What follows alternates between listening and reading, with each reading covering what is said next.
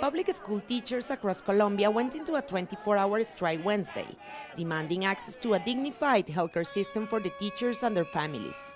This renewed action comes after last year the teachers held a massive nationwide strike that extended for over 2 weeks. Today, we can say that the government has not fulfilled its commitment to dignify the precarious healthcare services. The current healthcare problems are putting at risk the lives of both of our families and the teachers, and an ill teacher will never be able to meet successful education standards. The teachers' strike comes as thousands of peasants and indigenous people are also taking to the streets and roads across Colombia amidst a rural strike that began this week. Both sectors are protesting the government's failure to comply with a series of agreements that were reached following previous strikes. Here the people are willing to prevent privatization policies, ready to struggle for the education of our people. We are not going to allow public funds to end up in private pockets.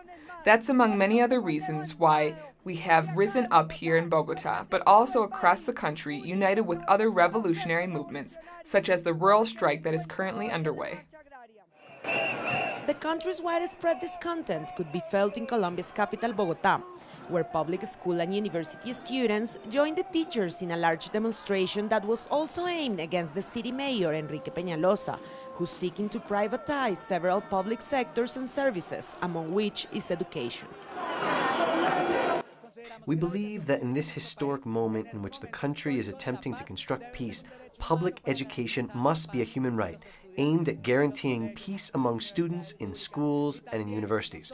We're here in defense not only of public education, but also against the repression and criminalization of the student movement.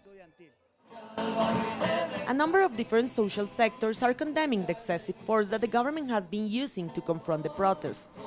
Rural communities have denounced that during the first 3 days of the peasant and indigenous strike, 1 person has been killed and 74 have been injured as a result of the repression. Natalia Margarita, Telesur, Bogotá.